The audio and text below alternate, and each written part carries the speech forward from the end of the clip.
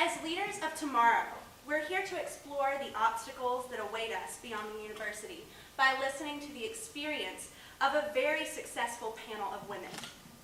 We've all been taught that if you work hard, it leads to your accomplishments. But the question is this really true? There are walls demolished each and every day by women. However, these walls are sometimes built up, which puts us in an endless cycle. So, Wendy Wasserstein, she's the author of the Heidi Chronicles and was the voice of the unfulfilled women of her generation. She strove to give women a sense of self-worth by providing them with relatable characters such as Heidi from the Heidi Chronicles, who are intelligent, independent, and searching for their identities in a world that tries to define us. And at times, it seems that not much has changed. Recently in the news, Sheryl Sandberg has been somewhat following in Wendy's footsteps. She authored Lean In, which she refers to as a feminist manifesto. In the book, she explores why the number of women in leadership roles has become stagnant for about the past decade. And she also encourages women to believe in their abilities and reach out for their opportunities. She tells them to find a partner to share in their household duties and to not refuse opportunities simply for the fact they're planning for a family in the future, which I think is all good advice. Whenever I was deciding on a title for this event, I was struggling. I was torn because I needed a title that would not only tell you all of this, meaning what the event was about, what it was for, and because this is a university theater-sponsored event, tie it all back in with the Heidi Chronicles. But after I saw my good friend Diana Quetty perform the following monologue, I was extremely inspired, and I knew that the name of this event had to be Women, Where Are We Going? And after she performs this monologue, I hope that you all will understand why. So help me in introducing Diana Quetty.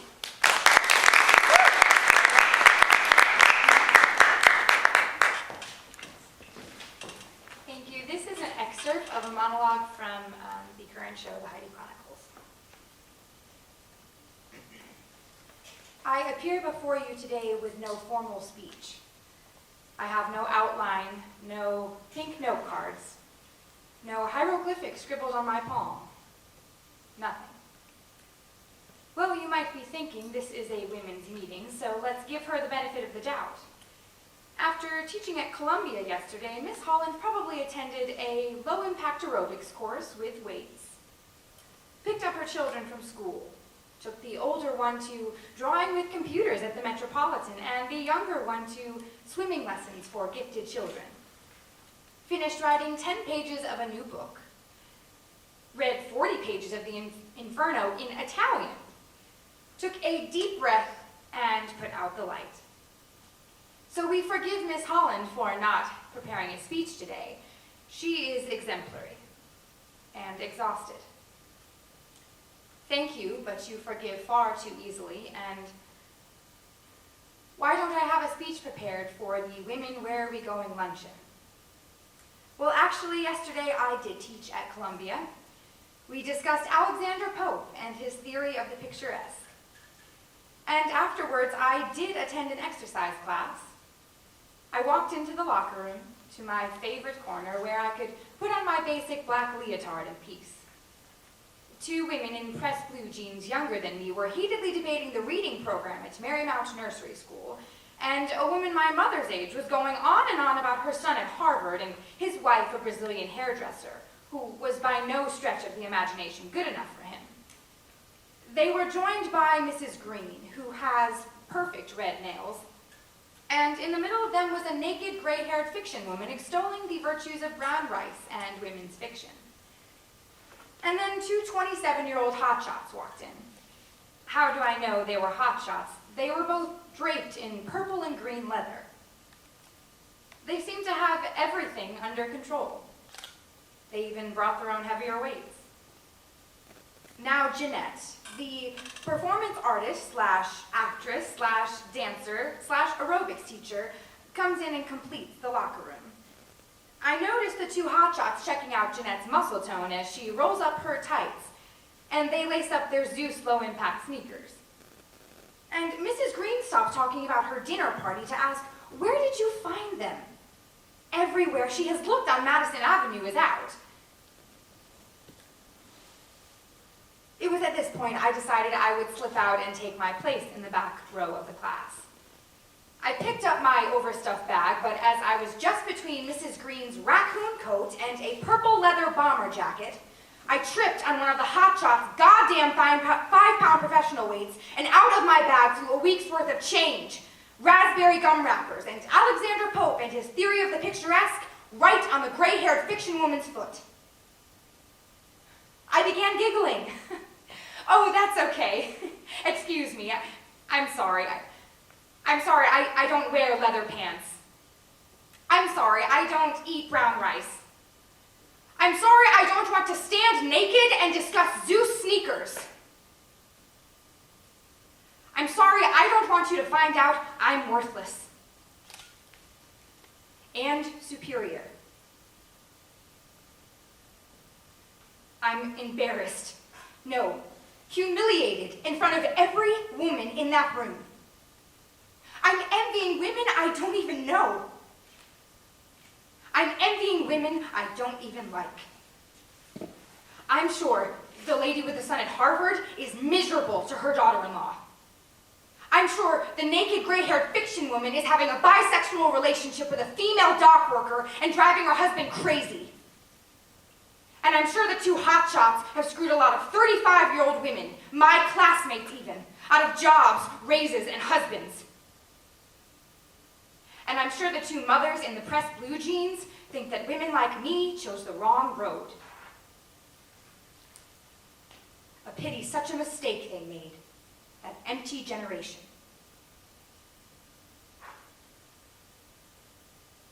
Well, I certainly don't want to be feeling this way about all of them. And I certainly don't want to be feeling this way about women. Where are we going?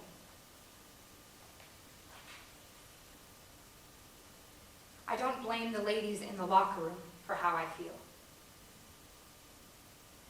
I don't blame any of us. We're all concerned, intelligent, good women.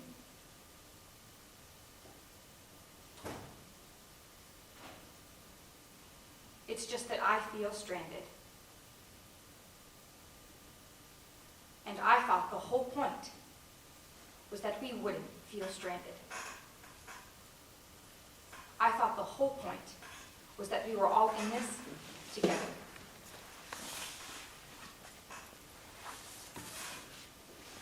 Thank you.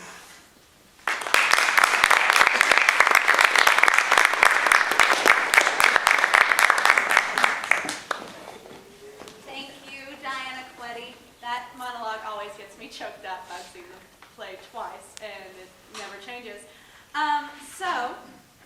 Today we have a great discussion planned for you all from a very successful and very diverse panel of women. When it comes to experiencing inequality, discrimination, and a change in expectations from our society, each of these women has either experienced it, witnessed it, or studied it, and has tried to make a change. Without further ado, let me introduce our panel. First, we have the director of the Heidi Chronicles and assistant director of University Theater, Miss Allison Bergman.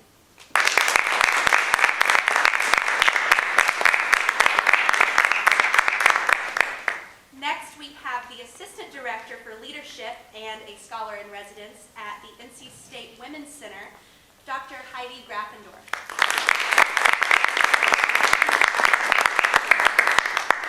Next, we have the parent involvement coordinator and homeschool coordinator of Old Town Elementary School, as well as a local actress, Miss Jan Morgan.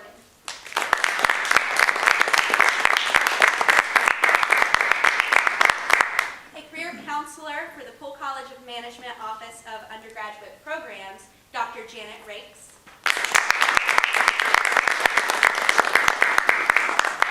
Also from the Poole Cole College of Management. She is a lecturer in the Department of Management, Innovation, and Entrepreneurship, Miss Deborah Brown. And finally, we have an assistant professor in the College of Education and a contributing author of Juggling Flaming Chainsaws, Academics and Educational Leadership, Try to Balance Work and Family, Miss Lisa Bass.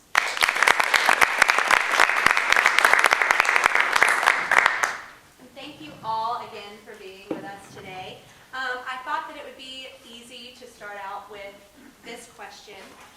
In the Heidi Chronicles, Heidi, the main character, is always inspired by the unsung heroes of art history who are women. And so I just wanted to ask each of you, who is your greatest woman role model and why?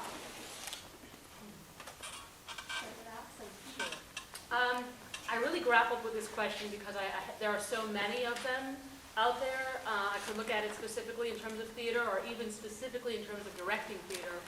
But I think overall mindset is the thing that really influenced me the most. And I would have to say that actually that's my mother. And we were just discussing in the green room earlier that my mother is the generation that marched in the ERA marches, that literally I was in a stroller in those ERA marches. And she was the one who had the relationship with my father that was equal. And they shared in both the household and the finance and bringing in the income into the family. And she always says her greatest accomplishment was raising two daughters that have careers that they wanted. So now she's retired in her mid-70s. She complains a lot that we never come to visit her, but she says it's her fault because she raised two women who would go on to create the careers that there was no reason not to. And so I have to say, I think really her generation, and specifically a woman who was the only one in her crowd to go on to college instead of get married and have children out of high school, she's absolutely my role model. I'd say my mom too, because it makes me sound bad if I don't, but no, she really was though. But I also have great admiration really for, I come more from a sporting background, so women like Billie Jean King or Bernice Sandler, who was a foremother of Title IX. I was born in '73, so right after Title IX was passed, that had tremendous impact on I was playing athletics in high school and then playing in college as well, even though I played 6-on-6 basketball in high school. Anybody know what that is? Yes, like 6-on-6. I stop at the line. Yes, you could not cross half court and you were limited to 2 dribbles. There were 3 forwards and 3 guards on one side of the court and 3 on the other side. So there were still, Iowa and Oklahoma didn't switch until 1995, which is crazy to think about today. It really makes me sound old, but there was tremendous, I've seen benefits from that, and also in pursuing my education and PhD. A lot of people think of Title IX as just being athletic related, but it's really education related. So I would say women that were really very involved with the passage of that and influential in advancing that area. I have to say that I find new role models every day among my work colleagues, among people that I read about, women in the newspaper. But my standard for female role models is my mother. And I wish she could be with us here today. Oh, that makes it sound like she's departed. She's not. I mean, actually, I wish she could be in this room because I feel like she should be the one who is here somewhat in my stead. Very briefly, I would say that my mother married young the year after high school. This surprised people because my mother was a very good student and an athlete, and people just assumed she was going on to college. But she did not get encouragement to do that. And she lived in a rural community in North Carolina where it was more the norm for women to marry. So she married when she was 19, had her children when she was very young. She lived for a long time in an abusive marriage. My mother raised the 3 of us siblings pretty much on her own. She worked full-time. She retired from business after working 31 years with the same company. She had always felt very keenly her lack of a college education in her workplace because she worked with men who had had the benefit of going to college, and she saw them make better salaries, more status, and she also saw them profit from her work, capitalize on her work, take credit for her work. So after she retired, she went to college. She enrolled at Salem College. And my mother graduated with honors, won the President's Prize in History after she graduated from college. And I have to say, all her grandchildren were present at her college graduation, which was quite wonderful. And after she graduated, she began to travel. My mother has been all over the world. She attended the UN Women's Conference in Beijing, China, as a non-governmental organizational representative. She has studied at Oxford in England. She has ridden a camel in Egypt. She has been all over the world. And I think I could have convinced her to come with me today, but she works full-time and felt like she could not leave work. My mother's 82 years old, and she is the office manager and bookkeeper for a legal practice. She begins her day every day at 5:30 by meeting her friends in the dark and going to walk, and then they go to the Y and do yoga, and she stands on her head. And she swears that's what's keeping her functioning. So I have to say that my mother, yes, is my standard of the female role model throughout my life, but I also have to tell you, I have resisted her influence terrifically. One of my favorite role models is Rosa Parks, and I've always admired her so much because she was just an ordinary person. She was a seamstress in a department store, and she did something that seemed, I guess at the moment when she did it, seemed so small. She just didn't give up her seat when someone asked her to get up unfairly. And by that act, by that simple act of standing up for herself, by not standing up, she did a great service to the civil rights movement and proving to all of us that we can do so much. Just, we don't have to be extremely talented or beautiful or intelligent. All of us can do great things when we stand up for what's right. I think when I was reading the question, the first thing that came to my mind was all of my professional role models were men. And I had a hard time thinking of a woman that was a role model for me in my professional life early on. I lived in Georgia. I was in the South. I had a traditional Southern family Christian upbringing. My mother stayed home, and she was there every day when I came home.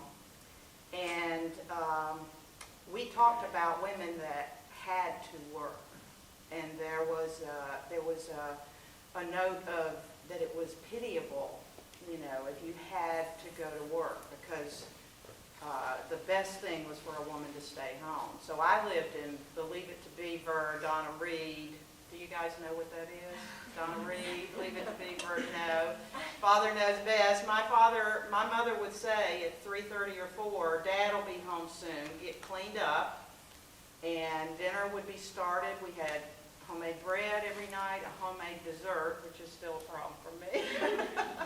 But because he would be tired and hungry when he came home because he had worked all day. Well, she was raising 4 children and taking care of the house and all of that. So all of the information that I got about the women's role was from my mother. One time I worked full time. I put my husband through school. I got married at 18, and he was still in a bachelor degree. And while I worked, he got a bachelor's, a master's, and a PhD. And I waited. And so I would get up to get me some dessert or something, and she would say, "You need to get Larry something to eat. He's tired. He's hungry. He worked all day." I said, "Mom, I worked all day." And it just went somewhere. I don't know. It didn't connect, you know, in her face that was an important thing. And so I didn't think about a career. Wasn't encouraged to go to college. I got a secretarial certificate, and I made enough money to support us for 10 years, so he could get his PhD. And then I went back to school. So my mom gave me the principles: integrity, commitment, persistence, strength in a woman's world at that time and place of where I was. But most of my career advice and encouragement did come from men. When I saw the question, I really thought about, okay, role model.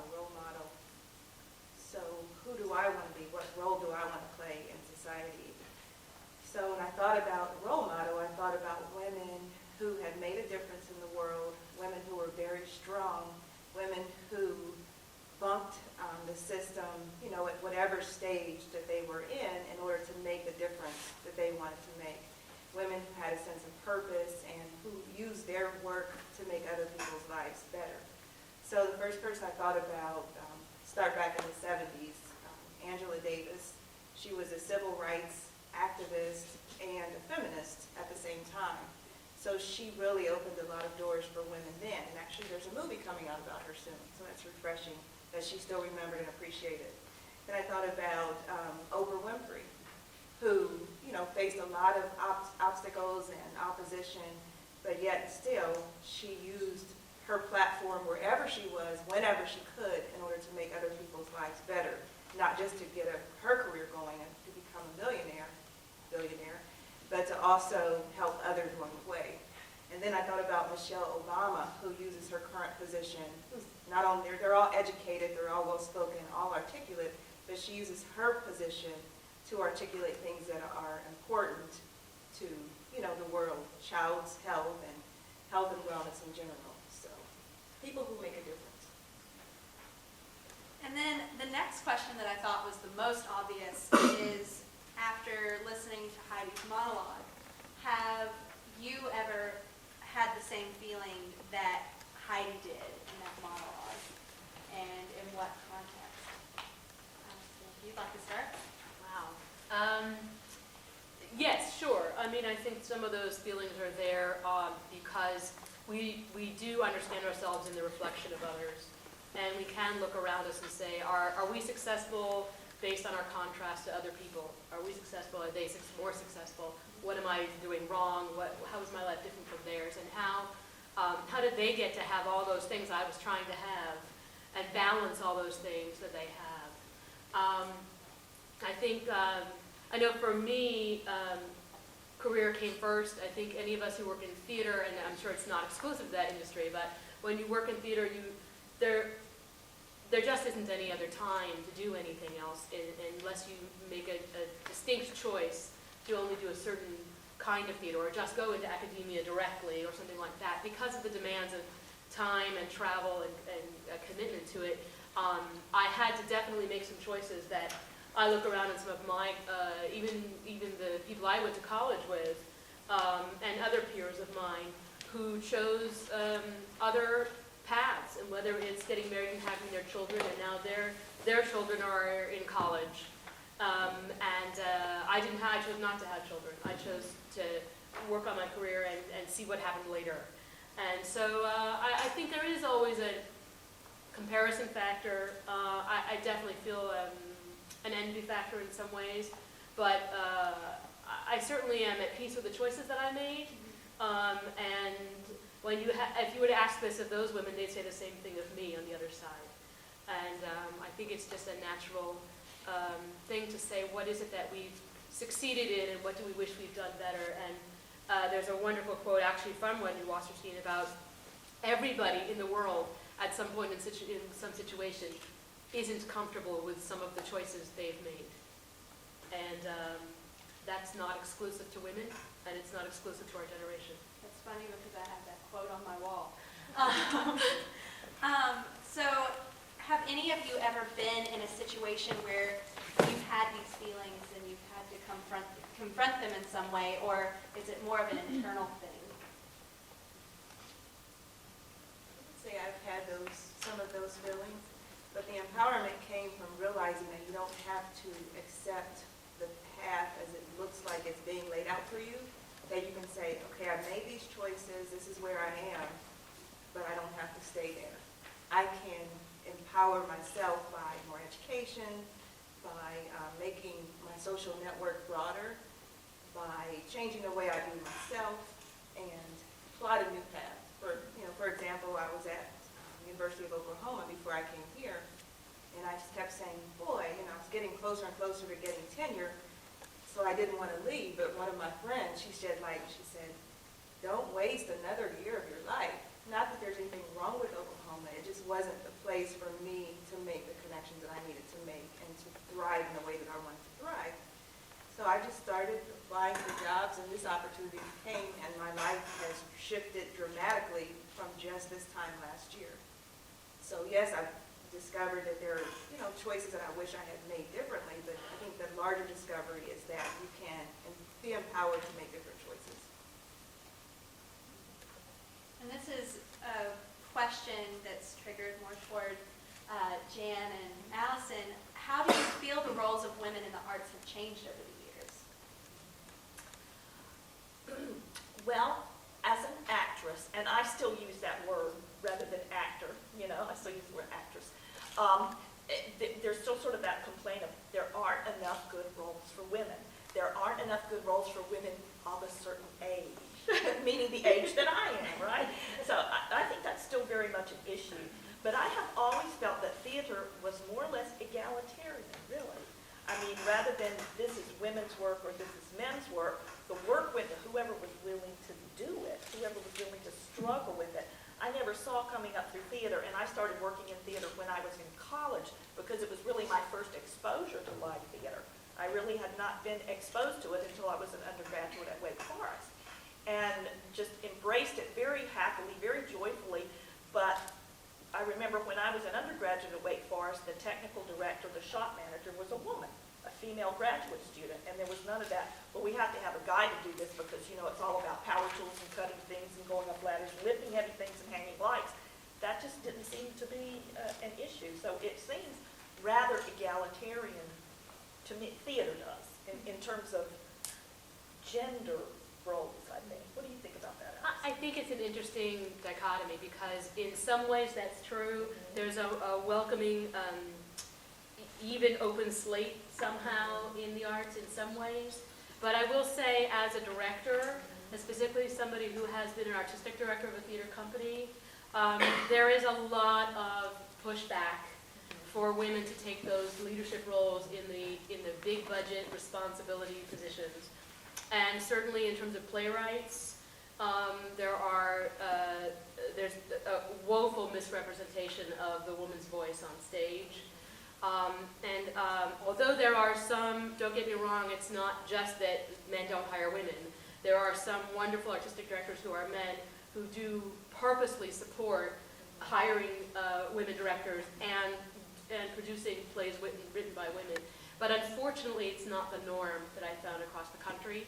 And if you look at the percentage of women directors who are hired by some of the larger regional theater companies, overall, except for those that are actually run by female artistic directors, they are unfortunately underrepresented. Only in the last, actually since Wendy Wasserstein, have women playwrights even been recognized on the larger stage. So I think maybe it goes in waves, as everything does, but I think the higher up the stakes are, unfortunately, the less parity that I've seen. And in that aspect, since, if there was a man who was the artistic director, do you feel that it's more of a discrimination thing, or it just is? That's such a complex question. I think that's the larger question about all leadership positions. I couldn't begin to unravel it myself. And it doesn't even mean that it has to be, it's a man artistic director or not hiring directors. Please don't misunderstand that part of it. It's just, I think, a general culture about leadership. It's a culture about somebody who can orchestrate something that has a lot of money riding on it, something that has a lot of prestige riding on it.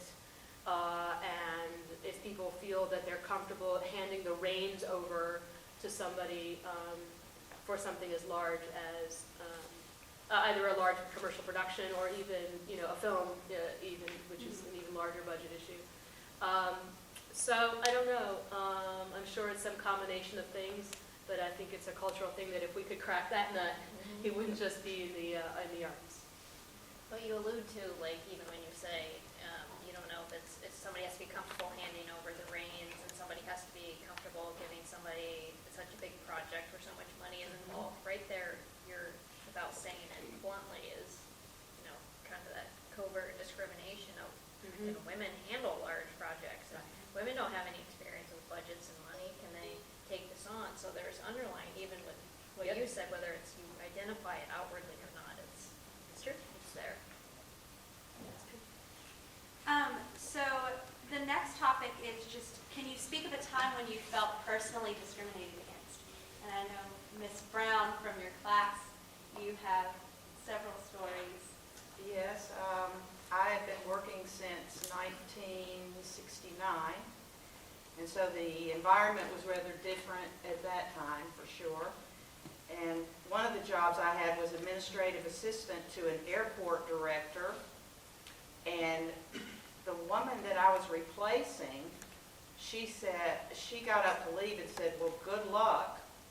When she trained me, and her purse fell on the desk and a gun fell out. This was in an airport, things are different now. And I said, "What do you mean?" She said, "You'll find out." And I was 18, and I had Farrah Fawcett hair, and I went to this job, and I was taking shorthand, and he asked me to come in on a Saturday morning.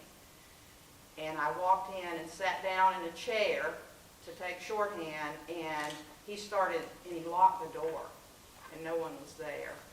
And then he started to circle around me and got closer and closer, and his crotch rubbed against my arm.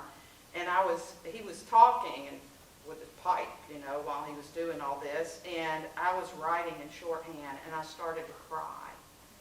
And because, as I told you, from my experience and my background, there was no talking back, and I was a good little Southern girl, and the tears were falling on my pad, and it was getting all blurred. And I don't know what happened.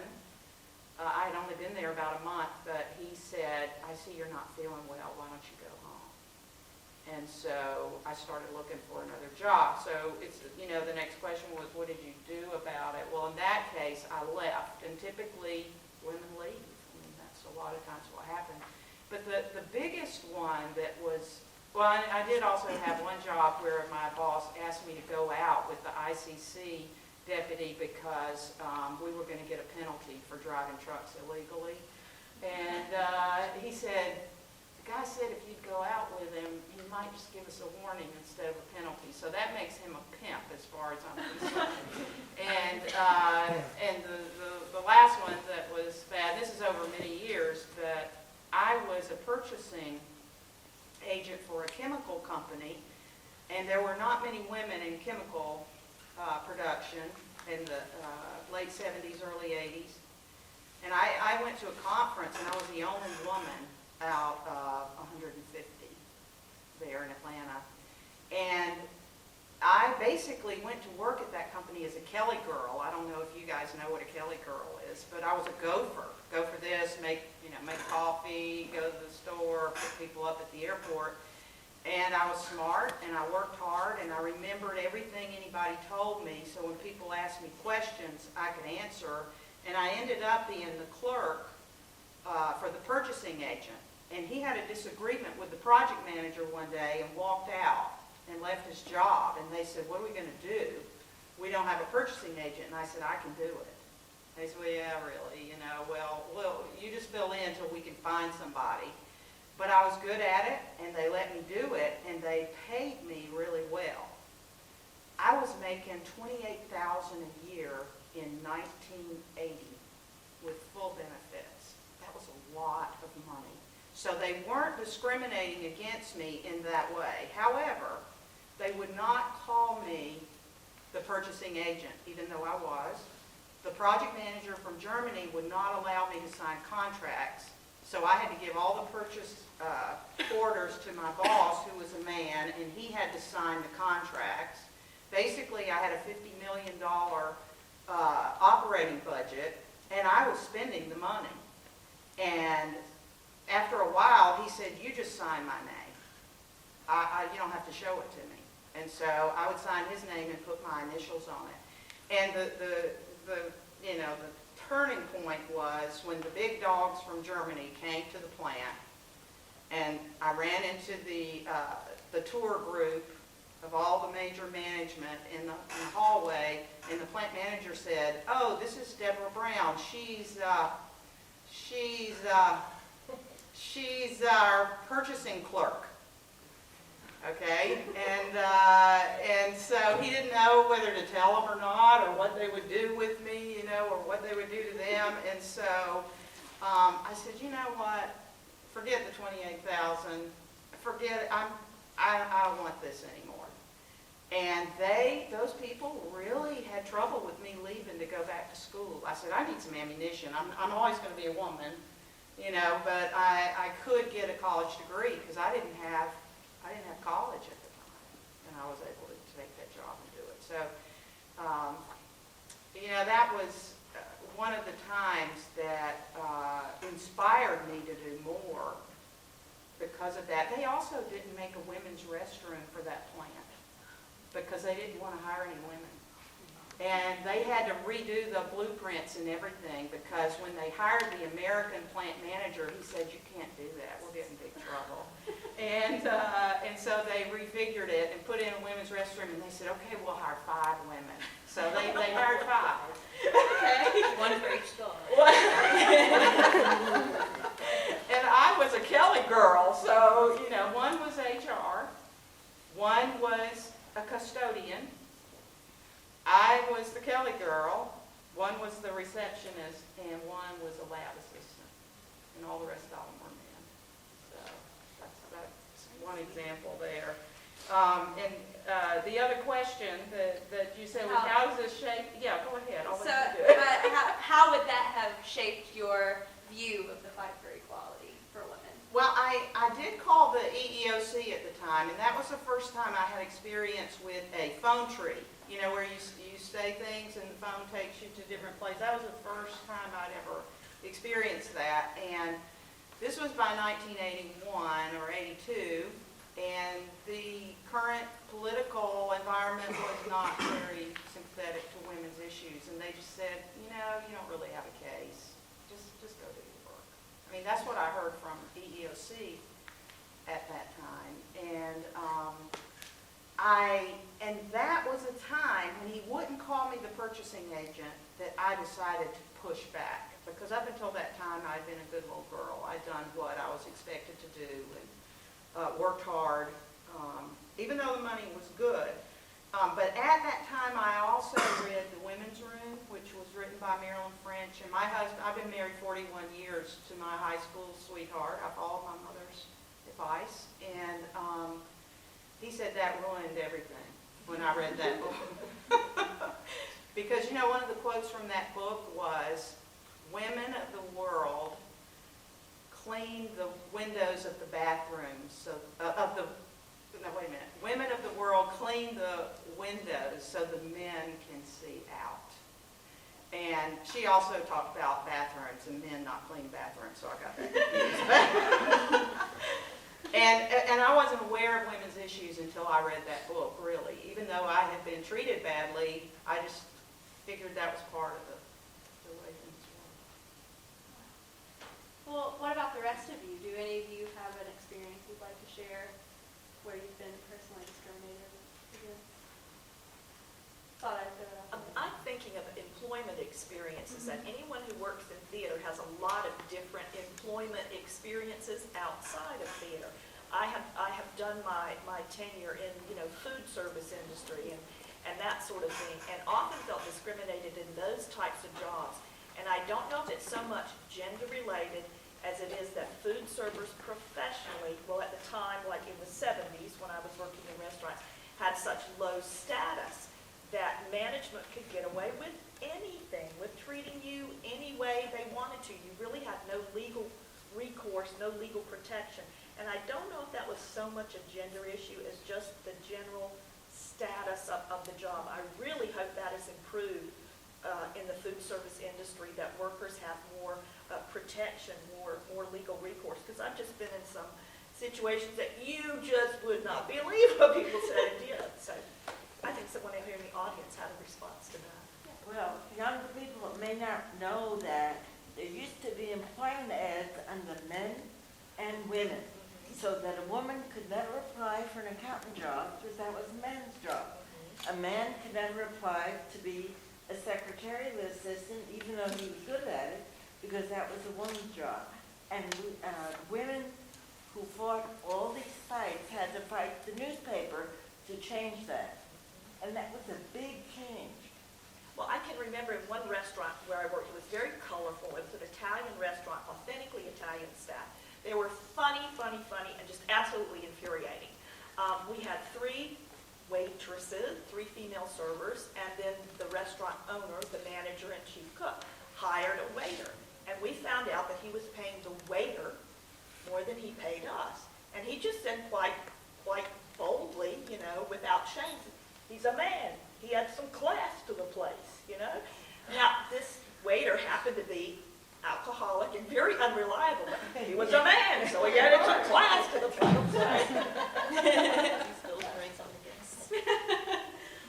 Well, while we're on the topic of men, I would like to get your input on what you see the role of men in the fight for women's equality. So, Dr. Rake, if you would like to start. Men's welfare is so closely tied to women's that I don't think you can really separate it. Men have mothers and grandmothers and sisters and friends and wives. And if they're being discriminated against, it's going to hurt them too. I mean, it could be with race, sometimes people can separate more easily. But when it comes to gender, men and women, their lives are so closely intertwined that I don't think you can separate the welfare out. So that when men fight for women's fair treatment, they're fighting for themselves. Because when their wives are paid fairly, then more income comes to them. When the medical community treats their mothers with the same respect as their fathers, then their mothers may live longer to support them. I think it's the man's role to be a partner and to fill in, where he can, and to do what he can do in order to make the fight, better for his wife, his mother, his daughter, or just for women in general. I think in the workplace, one way that a man can stand up is if he hears talk or something that's, against women or that's discriminatory, to stand up and say, that's wrong, we need to do better than that now, rather than to not say, to be silent or to agree with it or, shake his head or to join in. So I think just to be a partner to women and then to do what they can do wherever they are. Dr. Tippendorf, would you like to give input? Sure. I think, we talk about, it's so interesting. I was on Facebook today, and one of my friends posted about male friends that, with Sheryl Sandberg's book, Lean In, he said, why don't we talk about instead of how women can lean in, how can men step out? And I think I love him, my feminist friend. And he, I think it's a good point. We talk about all these things that women can be doing, much women do, and sometimes forget that men can be our best allies, some of our best allies, in a lot of the issues that women still face. I mean, we look across the board, really 99% of fields that are led by males, run by males, owned by males, many industries and services. I think it would be silly to not bring them into the conversation and the game. You're missing 50% of the population. And there's a question later on when we talk about men's roles changing, and I'll have a lot to say about that. But I think that it's really I use some of the research I do even in looking at Title IX. Like Title IX dads are such an important group. I mean, they have daughters and they want the same opportunities for their daughters that they want for their sons. So I think we see this new generation coming along that is being more of a voice. And I see those stickers on the back of cars, like YMCA, like what do they call, like, I don't know, they use a term I don't like, princes or something. Indian princess. I don't like that princess thing. Anybody read the book How Cinderella Ate My Daughter? So that's a good read. But I think it's dads going on outings with their daughters. So I think that there's some realization I think we have to push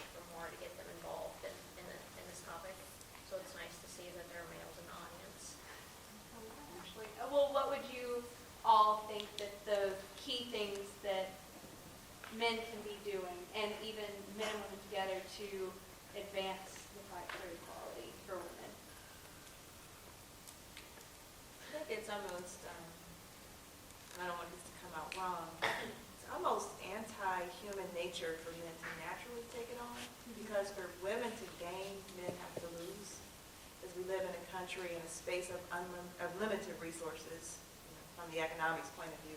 And if you look at budgets, and if you look at numbers of spaces and spots, and I hear people always saying, my spots, my place, my space, men are going to have to move and lose some of their spots if women are going to come in and occupy those places. Companies can't hire an unlimited number of people. So for men to really do it, it's almost an unnatural rendering for them to say, sure, you can make as much as me, you can have, the job, I'm going to be honest, I know you're better qualified, so I'm going to let you go ahead and take that job. I don't care that I have a family to feed and I've been out of work for 2 years. I'm not going to use my maleness in order to occupy that space. So I think it's not asking too much, but it takes a big man to honestly give that equality to women. And they actually do have to give it because they are in a place of dominance in this country, even in 2013. I think across both genders, I think the answer must lie to stay in the conversation about it. And I think that's one of the reasons that Sheryl Sandberg's book is such a big hot topic, because we haven't had something like that to chew on for a little while. And I think the key is have these panels and talk about it and figure it out. And it isn't just let's have a circle of women who are going to strategize about it and complain about it, or even create actions about it, whatever that is, negative or positive. But it's people, it's personhood, and I think we just have to keep having that conversation. It dies out, and then things go away, and the wave ends. And unless we continue to talk about it and have it in the front of issues of men and women, then I think we do it a disservice. It's up to us to carry the ball and pass it on, pass it on, pass it on. Well, Dr. Graffendorf, I know you've had a lot to say on this topic. How do you feel that the role of men has changed? And do you think that they've sort of taken on a larger role in the home? If not? You inherently in the question assume it has changed. Well, You inherently in the question assume that it has changed. Statistically,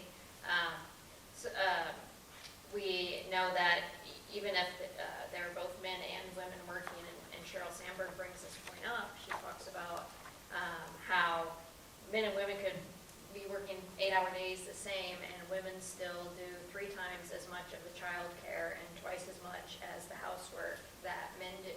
So I don't really see the roles, at least in the home, that has not evolved yet. There's that very ingrained perception of what roles are in the household, and who's in charge of childcare, who's in charge of the housework, who's in charge of cooking. And I think that's one thing that when we talk about social roles and how we learn about social roles early on and how they're defined, that I don't see a lot of shift in that. I mean, I think it's really kind of that simple to go back to social role theory and socialization and think about, when you find out your friend's having, your sister, somebody's having a child, what do you buy them? What do you get them? And it's automatically, we're buying pink and easy bake ovens, right? and for guys, we're buying trucks and sports, and we're defining their roles for them before they even come out of the womb. And I think that is so deeply entrenched in our society still, those roles.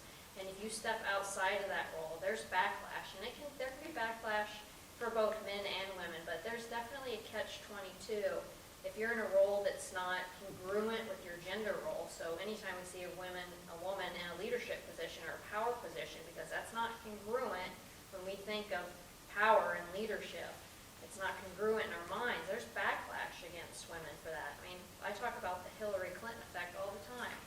I mean, she's a great example of that. And there's a catch-22 even for women that do get into leadership, that she's attacked for then, being too assertive and masculine. And, men can face it too if they go into a field that's not congruent with their gender role. So male nurses, they face a backlash. And I think, I think they're still, that's still around and thriving, unfortunately. I think it's made it very difficult. And with the economy and more women working and, almost kind of pushing that, saying, well, maybe more men do have to stay home and take home that role. And if there's anything that anybody in this panel would agree with over time in history, anytime there's any kind of social change and movement, there's pushback. And I think there is pushback on this issue.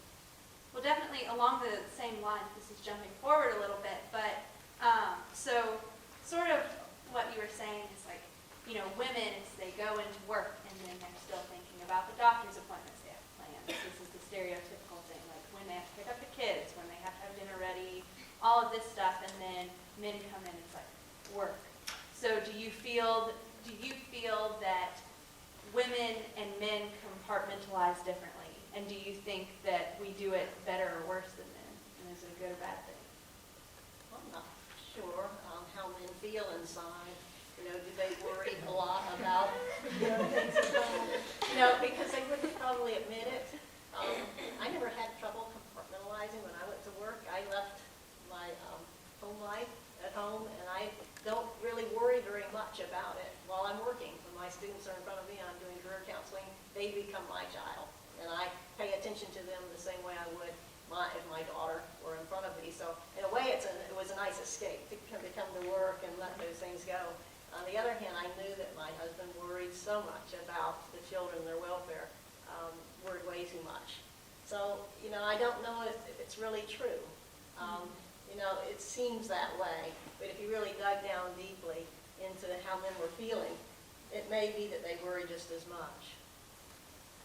I had some experience with that. I know that, I guess this was about in the early 80s. I worked all day, came home, and my son was sick. He was about 4, and he was wrapped around my leg, and I was doing a load of laundry and cooking dinner while I was dragging my son around on my leg. And he was crying, and I went into the den to say that dinner was ready, and my husband was sitting there reading the paper. And he had been to work too, but he came home and sat down to read the paper, and this is about 10 years into our marriage, and I punched the paper really hard.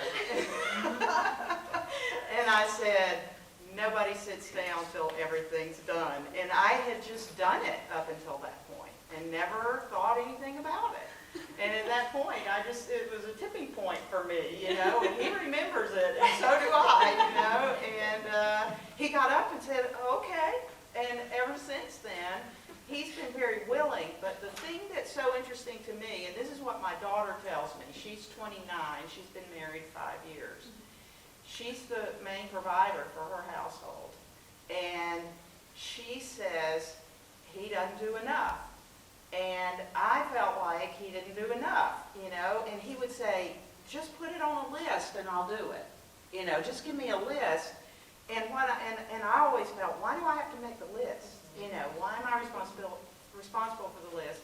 And my daughter now has said the exact same thing to me. And I never voiced that to her. And even this week, she calls me up and says, why am I the creator of the list? And so she said, I wish there was an app with a list. So any of you out there that want to make a list, that would be a good app. Is there an app with a list about home repair and what do you need to clean each day? And You have to put the item on there. yeah, I found those, yeah, but she wasn't happy There's a with book what of was lists. there. There's a book of lists? Like if you're going on a trip or with, things that you need to get done. So that might give her a That might help, yeah, I know. Give it to him. Well, definitely, we've been talking about the positions that, I feel like we've sort of touched on this, the fact that women are sometimes given positions because they are women, and it's that role. So can you tell us a different time whenever it was just blatant, they're being offered the job because they're a woman?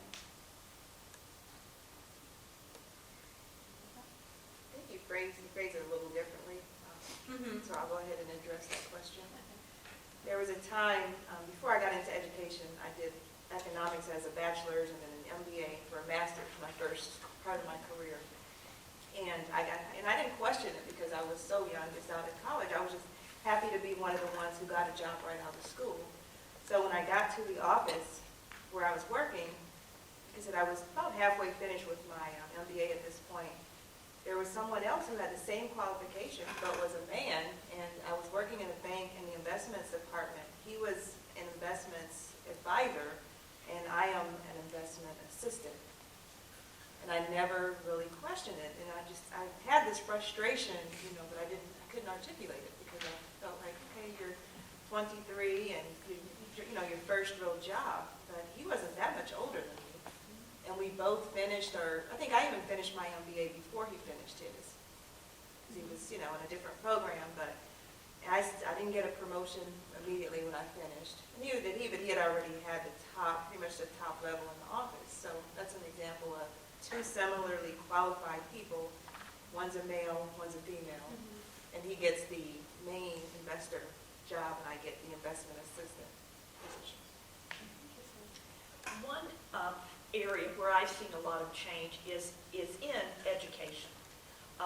I grew up in the 60s and was a product of public school, and when I was in public school, all principals and assistant principals and high-level administrators were men. All teachers, secretaries, and most of the guidance counselors were women. Well, I've worked in a lot of different educational settings, and I've taught very young children all the way up to older adults. And I now work in the public school that I attended when I was in 4th and 5th grade. I would say overwhelmingly in the schools in my county, the principals are women, particularly the elementary schools. There are a lot of female assistant principals. We now have a new school superintendent in Forsyth County, Dr. Beverly Emery, who came from Pitt County. So I see in education, that has changed very much in what I consider to be a fairly short period of time. Now, I don't know if you see it so much in higher education. I've also worked on college campuses, and I don't know if you see it so much there, but it's very markedly different in public education. And I can speak to that because I'm in the principal training program. We do have more women, but especially in the larger districts, the women tend to do elementary schools. It's mixed between middle schools, and then the high schools are still mostly men. And men will teach mostly in high schools. There's a lot of discussion around it because if you look at all of the workers in the school, teachers, it's mostly women. So why aren't they being promoted to, the principal position? So that was a big piece of discussion. So there were programs put in place, sort of affirmative action programs, to attract more teachers into becoming a principal. Because the traditional trajectory was most principals will be ex-coaches, so they don't even have the curricular background to be the best instructional leader for the school. They're coaches who, and I guess coaching is a skill that is necessary for principals, but those would be mainly who would become principals. I tend to look at education very much from the perspective of a parent.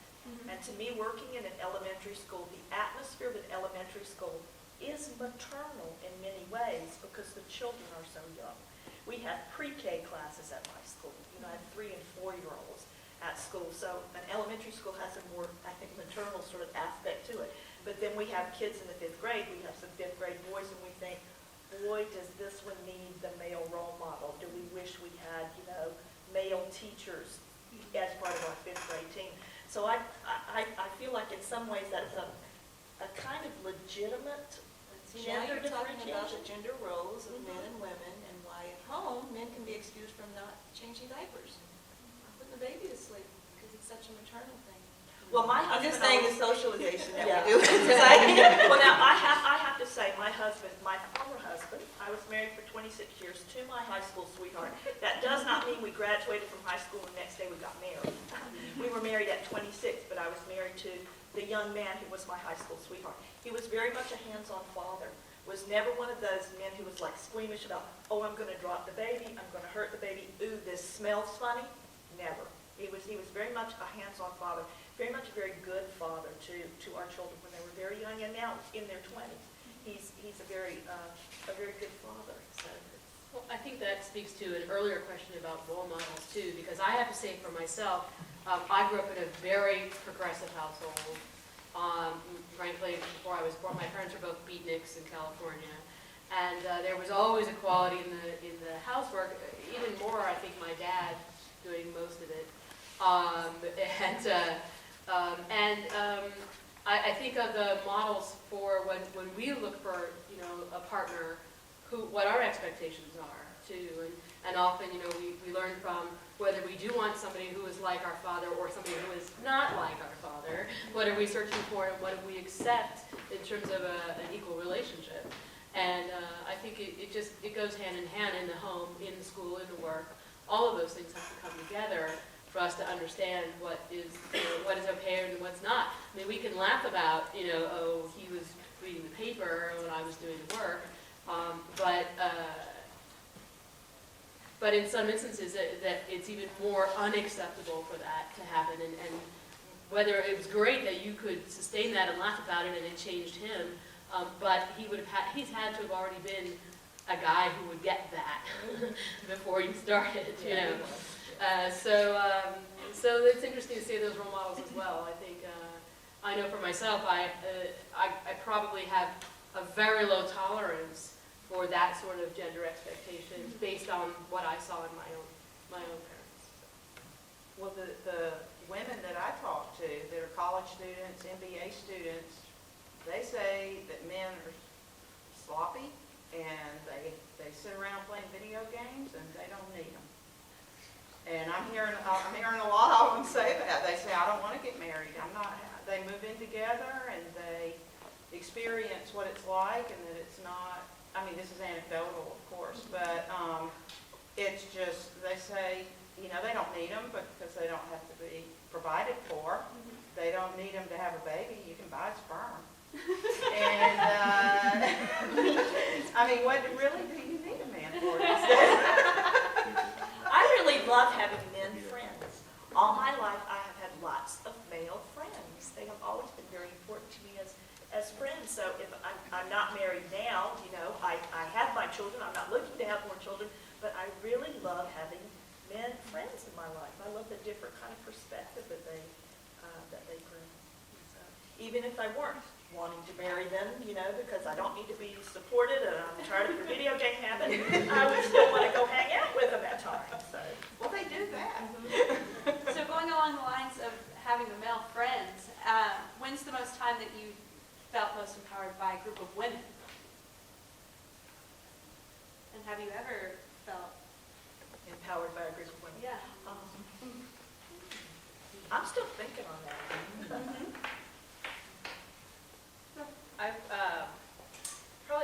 I had an experience last year at NC State. We have a council on the status of women at NC State, and it's a provost council. And it was really when women are on the same page about issues, and there's great discussion back and forth on the table going on, and we're addressing issues. Like this council was very influential in making automatic tenure clock extension and making sure that graduate students got parental leave and didn't lose their graduate assistantship, and getting the word partner in our and defining family more broadly.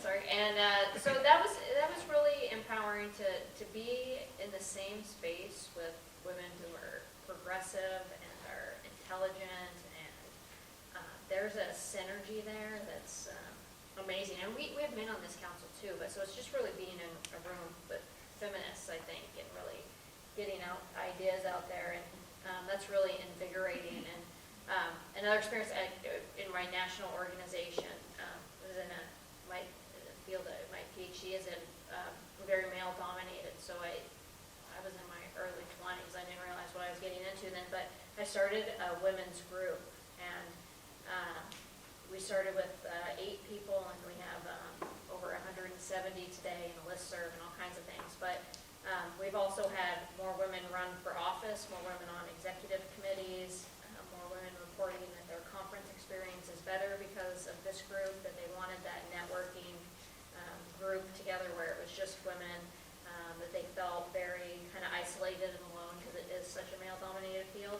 So that's a very empowering experience. And when men were saying, "Why do you need a women's group?" which infuriated me because they would never ask. When the Black Coaches Association formed, they would never say, "Why do you need a Black Coaches Association?" But they'd say, "Why do you need a women's group?"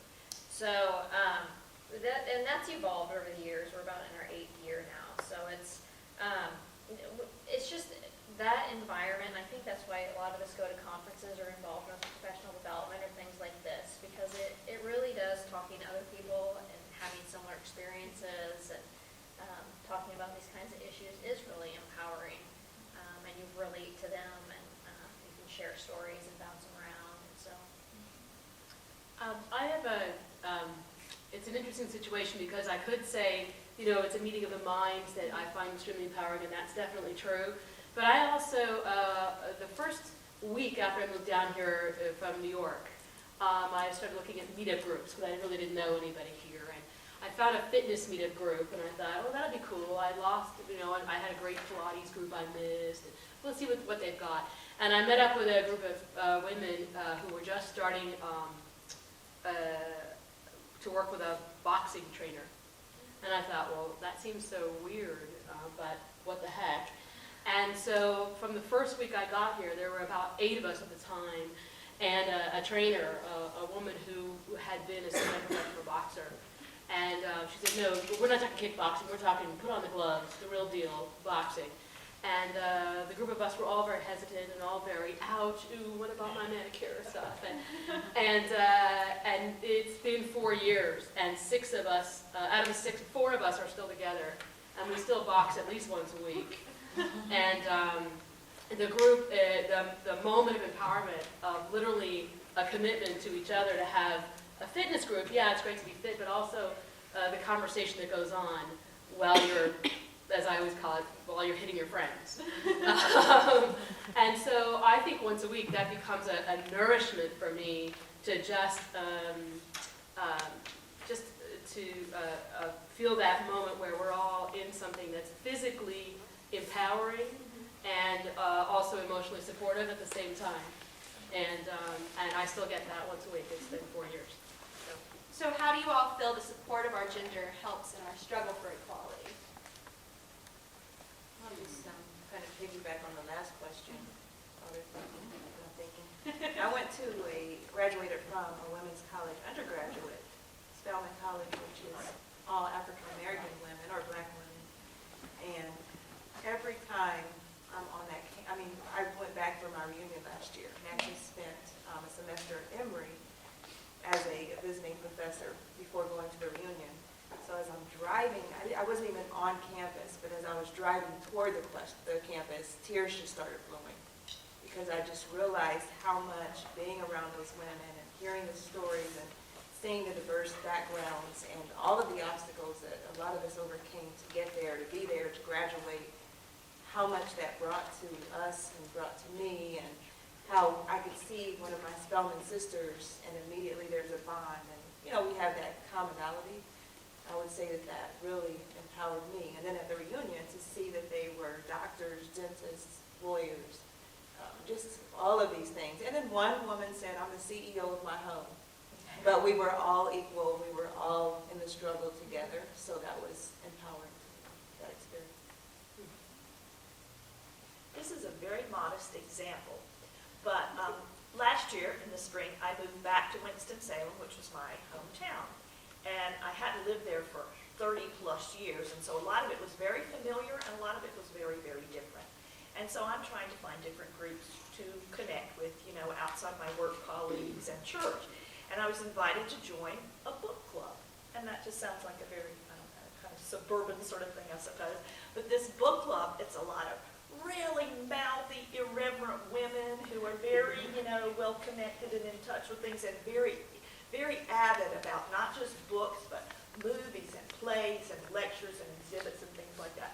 And I just get a real, just kind of rush of energy being around them. And I'm very new to this group, but I just really enjoy particularly their irreverence and their brashness. I love some mouthy women, and they are. So I get that. I'm getting that from my book club. Well, that's great. And sort of how do the opportunities for young women today compare to the opportunities you've had growing up? I think there's so many more. I love being a career counselor, and one of the reasons I became a career counselor is to help people free themselves from limitations and dream. And I've seen so many more opportunities for my daughters than were for my generation. There's so much more acceptance of women in sports, to try to go into professional positions in law and medicine. You see women everywhere. Although we have a long way to go, we've come a long way too since when I was in elementary school. You know, one of the things that I think of, how many of you have seen NCIS? Any of you watch that show? It's one of the most popular shows on TV. And you know who Ziva is? Ziva's my hero. I mean, Ziva can take care of herself. And I think about a lot of what you see in the media now, the women, even in the cop shows and things, the men would always step in at the end and finish it, you know, and take care of everything to protect the woman from getting exposed to the bad parts and all. But Ziva, they call Ziva when things are bad, and she goes in to protect the men. And I just think that's really, you know, sort of encapsulates how it's different. And also, I mean, my daughter had a Barbie in a Barbie dream house, and my husband's sister said, "Why are you giving her that crap? It's just going to make her act like a princess or whatever." But I said, "Come here and listen to her playing." She had made up invoices for all of the rooms and had a Barbie renting a room. She made it, this was at 7, okay? She was making it a hotel, and she was renting out rooms and figuring out how she could make money and all this kind of stuff. So sometimes you can take what you've got and make it into something else, you know. So I didn't, everything that I saw when I was young was men taking care of women. Even though the women were really doing it, you know, it just wasn't something that you acknowledged. Something I've noticed that the biggest difference, and even though this may play out differently when the students who are graduating from college are having to deal with the workforce and see that there is some discrimination and see that they have to maybe shake up a little bit the gender expectations and all that, but there is a presumption coming from college that they can do anything. And I think some ways there's a backlash because they take it for granted that they can, and in some ways then the conversation never happens. It says, no, you're going to have to do these steps over here to make sure that that really does happen. And it's great to have a guide along the way to say, in my day, we had to do it this way. Be wary of taking it for granted too much. But the truth is, the idea that now the generation of young women coming out of college aren't having the same role models. The moms of that generation went through this already. And so they're encouraged to dream and do regardless of gender. And we don't have as far to go to say, well, why couldn't you do that? The limitation isn't there in terms of our forward thinking.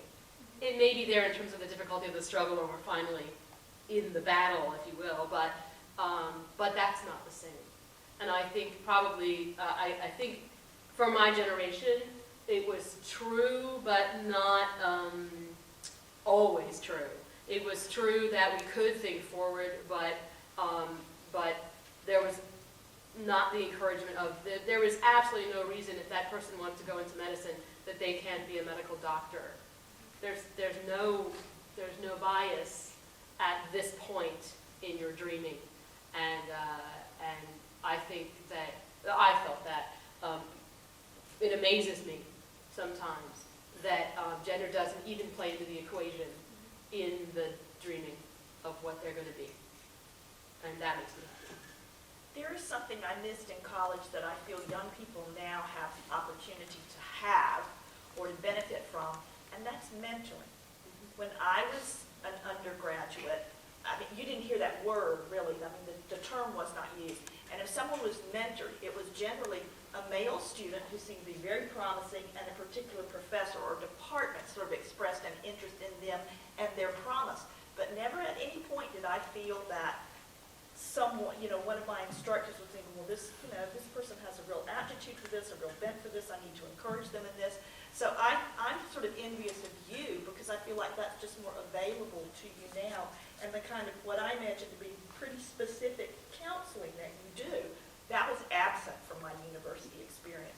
There was just the assumption among students and among faculty, you will get your degree and that will in some way, then you'll move on into a job or career without any really specific sort of guidance about that. So I think that's a real benefit to you, a real improvement. Yeah, I think that there are not only more opportunities, but that women don't have to worry about being looked at as strange or someone who's going outside of their space or place as much. But I think there's still discrimination, and there's still barriers, and there's still walls, and there's still definite discrepancies in the numbers in certain professions. There's still a deficit with, women in the STEM fields, for instance. And that's why we have so many programs trying to get girls interested in STEM. They still don't feel like they're good enough in math. So, yeah, even though there are more opportunities, I think the benefit, or the biggest thing, is that if they do choose it, and if it does fit them, and they do well at it, then they don't have to be looked at as some stigma or some strange girl for having that interest. Because I think in a previous generation, at least there are some role models, and that's different for them. But they will still make less money. Yeah, well, like I said, once they get into the struggles that exist, yes, they're still there. But at least there are some role models. There are people who have broken through the stigma of women being in some of those roles, and it has occurred somewhere. Well, we now have a few minutes to take some questions from you all, if you have any for our panel. Yes? What do you think about women signing up for the draft?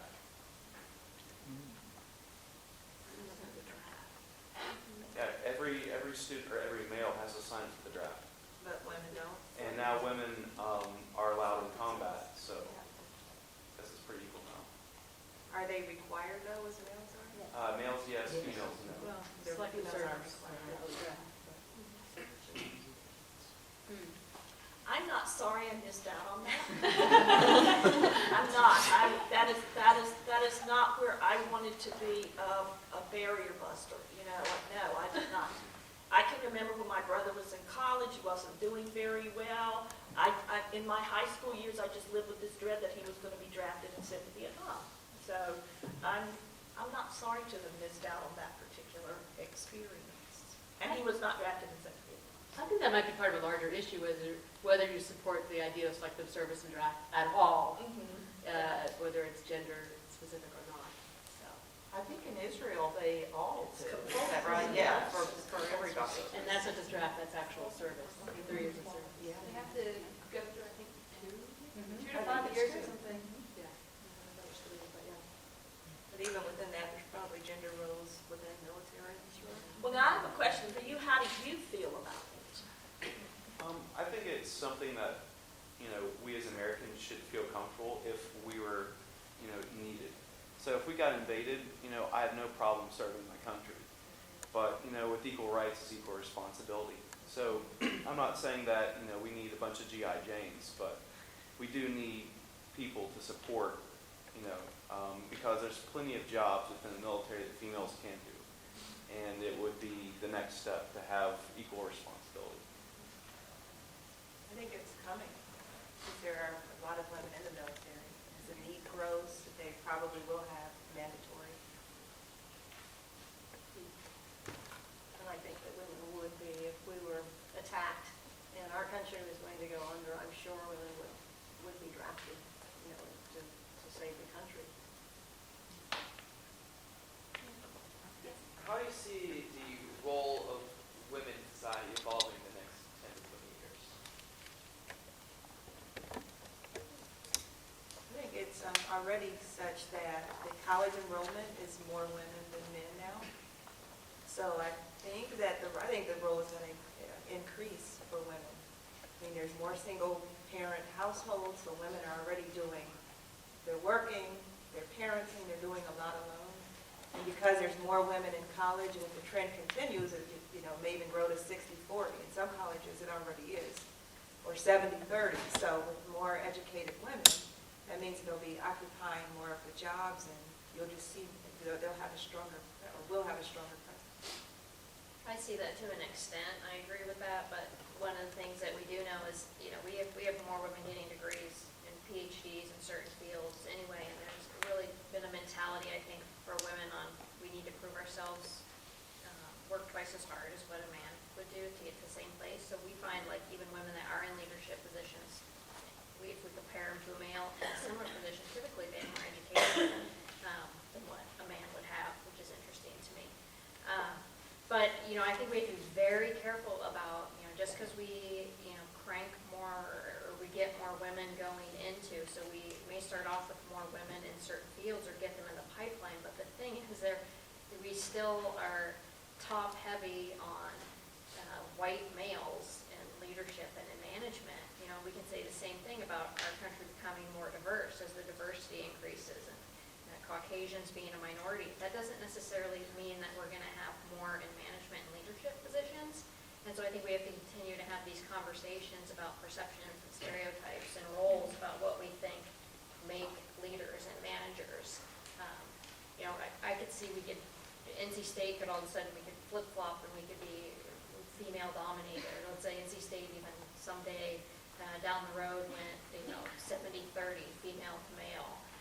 As more women are going to college, does that mean that it's going to change the numbers in leadership? I mean, look how slow that process has been to happen. I don't know if you've heard of waves of feminism. So like first wave, second wave, third wave, fourth wave.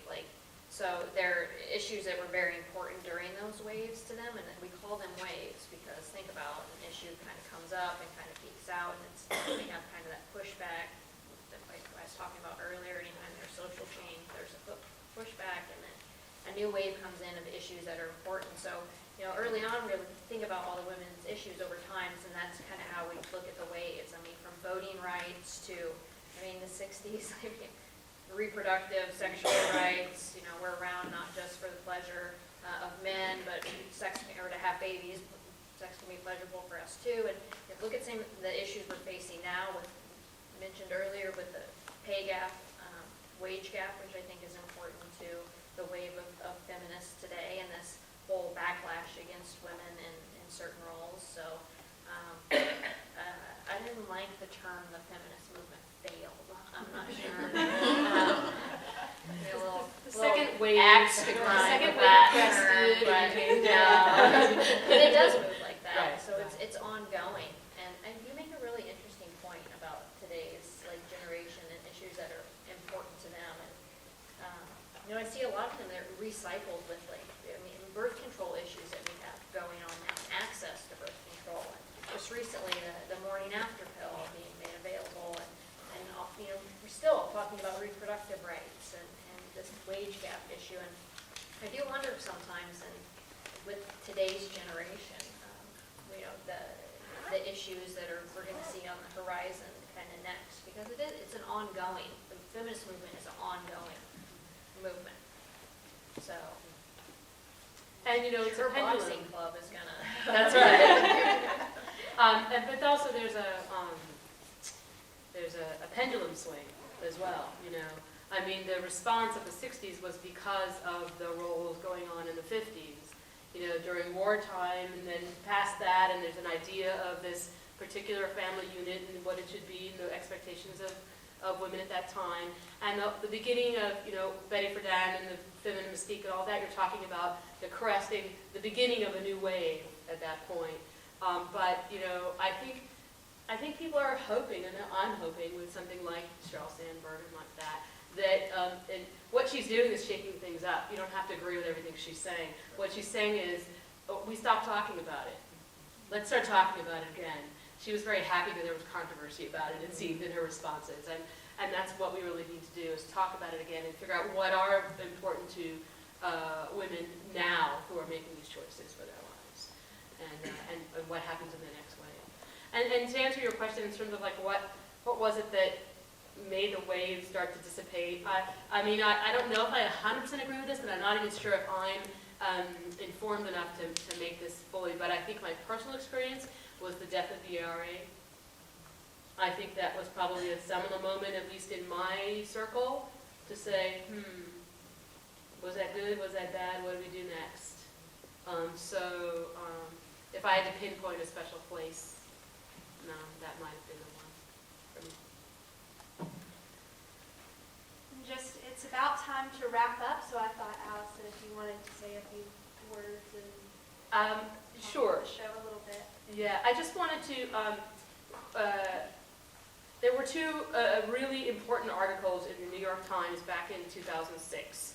I was in New York struggling as a freelance director and a dramaturg.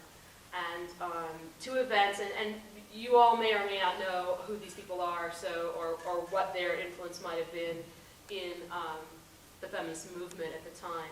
So the first one was January 31st, 2006, was announcing the death of Wendy Wasserstein, who was the playwright who wrote the Heidi Chronicles.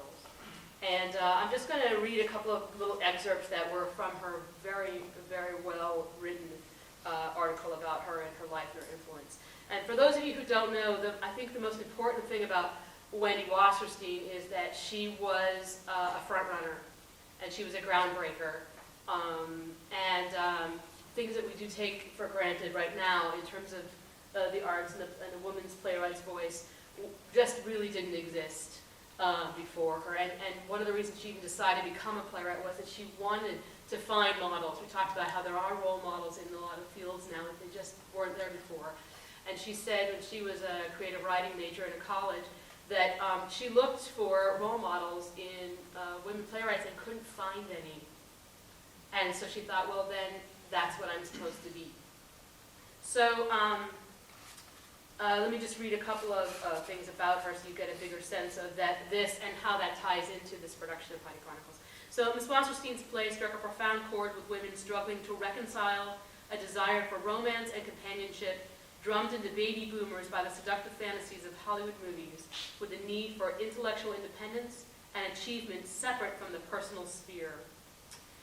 In Wendy's plays, women saw themselves portrayed in a way they hadn't seen on stage before, wittily, intelligently, and seriously at the same time. We take that for granted now, but it was not the case 25 years ago. She was a real pioneer. Her heroines, intelligent and successful, but also riddled with self-doubt, sought enduring love a little ambivalently, but they didn't always find it, and their hard-earned sense of self-worth was often shadowed by the frustrating knowledge that American women's lives continued to be measured by their success and capturing the right man. Ms. Wasserstein drew on her own experience as a smart, well-educated, funny Manhattanite who wasn't particularly lucky in romance to create heroines in a similar mold, women who embraced the essential tenets of the feminist movement but didn't have a stomach for stridency. For Ms. Wasserstein, as for many of her characters and fans, humor was a necessary bulwark against the disappointments of life and a useful release valve for anger at cultural and social inequities. Her work, which included 3 books of nonfiction and a forthcoming novel, as well as about a dozen plays, had a significant influence on depictions of American women in the media landscape over the years. Heidi Holland, the steadily single, uncompromising heroine of the Heidi Chronicles, can be seen as the cultural progenitor of Sex and the City's Carrie Bradshaw. Her play, The Sisters Rosenzweig, brought the issue of ethnicity and religion into her continuing conversation about the making and remaking of women's identities. It opened on Broadway in 1993 and was nominated for a Tony Award for Best Play. She remarked about it, The Sisters Rosenzweig had the largest advance in Broadway history for a non-musical play. Therefore, nobody is going to turn down a play on Broadway because a woman wrote it or because it's about women. When Mrs. Wasserstein won when Mrs. Wasserstein won the Best Play Tony for Heidi Chronicles, it was the first time a woman had won that prize solo. And lastly, about her, the popularity of her work speaks for her ability to salve, a little of that feeling of aloneness in her audience with her deeply felt portraits of women and occasionally men, seeking solidarity in their individuality, finding comfort in the knowledge that everybody else is sometimes uncomfortable with the choices they've made too. 6 days later, the New York Times published Betty Friedan, who ignited cause and feminine mystique, dies at 85. For those of you who have any familiarity with Betty Friedan, I'm just going to quickly give you a little bit of background of who she was. Betty Friedan, the feminist crusader and author whose searing first book, The Feminine Mystique, ignited the contemporary women's movement in 1963, and as a result, permanently transformed the social fabric of the United States and countries around the world. With its impassioned yet clear-eyed analysis of the issues that affected women's lives in the decades after World War II, including enforced domesticity, limited career prospects, and, as chronicled in her later editions, the campaign for legalized abortion, The Feminine Mystique is widely regarded as one of the most influential nonfiction books of the 20th century. Published by Norton and Company, the book has sold more than 3 million copies by the year 2000 and has been translated into many languages. The Feminine Mystique made Ms. Friedan world famous. It also made her one of the chief architects of the women's liberation movement of the 1960s and afterward, a sweeping social upheaval that harked back to the suffrage campaigns of the turn of the century and would be called feminism's second wave.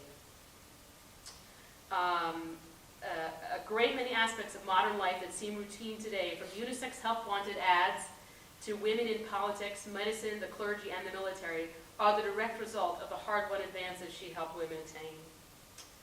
And lastly, the portrait she painted was chilling. For a typical woman of the 1950s, even a college-educated one, life centered almost exclusively on chores and children. The last thing I want to tell you about her is, and those of you who don't know, in 1966, Ms. Friedan and a group of colleagues founded the National Organization for Women. She was the president of it until 1970. Despite all of her later achievements, Ms. Friedan would be forever known as the suburban housewife who started a revolution with the Feminine Mystique. Rarely has a single book been responsible for such sweeping, tumultuous, and continuing social transformation.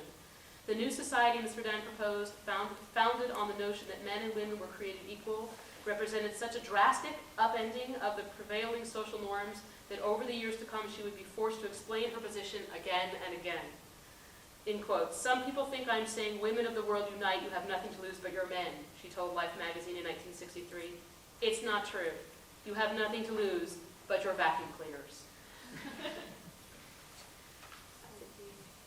Well, I definitely encourage everyone to come see the Heidi Chronicles that runs until the 21st, and it's a great show. And I just want to leave you with, we're not only here today to be educated by the past experiences of these women, nor are we simply here to become less naive of what awaits us after graduation. We're here today to find the courage to ask ourselves, where are we going?